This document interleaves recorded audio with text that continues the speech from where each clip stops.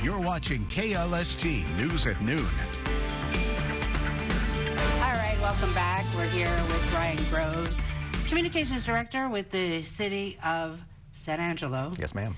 And we have a lot of information to tell the public, things that they should know after this really bad devastation.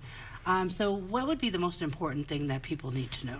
Sure. So let's start with the areas that are affected by the flooding event. We have a website that's sanangelo.gov/July 4. We're pushing all of our information to that website, all of our information to our Facebook page. Those are the two places that are the most up-to-date all the time. So if you have questions about what's going on or what do you need to do, we encourage people to go there. And so that is the main area where we have the information.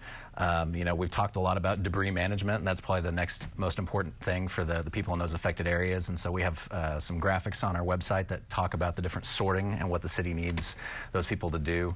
The landfill is closed right now because of flooding, and so we're asking people to put their debris in front of their yard at the curb or where their trash is normally picked up and to sort it according to that graphic that's online at sanangelo.gov/July 4. And so that's really important. That has to do with documentation on damage and things like that. Okay, and speaking of documentation, for FEMA relief, what type of documentation do they need? Do they need to take photos?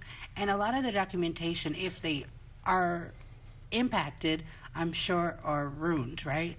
So kind of talk about that. What sure. Type of so yeah, take as many photos as you can. There's a link on our website. It's called ISTAT. You know, governments like to talk in acronyms all the time, but basically what that is it's a personal property form that you file with the Texas Division of Emergency Management. And so we have that link on our website. We've pushed it on social media. If you've been affected, take photos, enter all of your information on there, and you would submit all of that. And that just helps get a wider look for the government on what happened where and what areas were affected, and specifically what residents was affected by these things, and that comes into play when it comes to assistance from the government. Okay, and so again, who would qualify for that? Do you, even if you think you don't qualify, you should apply, or how does that work? It would be the residences in those affected areas by the flood. And if you have questions, we have phone numbers and emails on that webpage as well. You can message us on Facebook, and we can get you in contact with our emergency management office, and they can answer those questions, because it is a lot of information.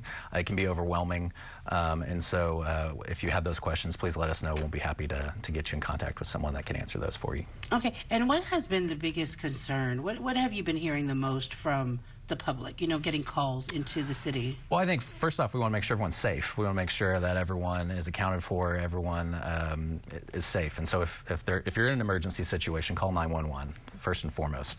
The other part of it has to do with debris management, which we just talked about.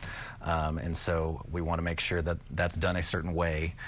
We realize that people probably want to get their stuff and get rid of it, but we need people to put that at the front of their curb or wherever they pick their trash up, so that we can document it. We will have a debris management company that the city is contracting with that will come by and pick all of that stuff up in the coming weeks. But it's very important to follow those rules so that we can make sure we get the proper assistance. Yeah, I'm thinking that if they follow the rules, it's going to make everything go actually smoother and faster in the long run, right? Yeah. Okay, so just real quickly, you know, we have that up on the screen. Sure. Just any last words from the city? I think the two biggest things I want to add in real quick is trash services.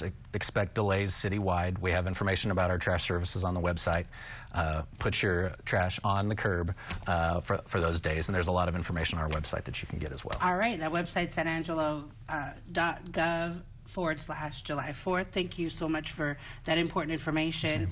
And we'll be right back. We'll have the last look at the 7-day forecast with Jake.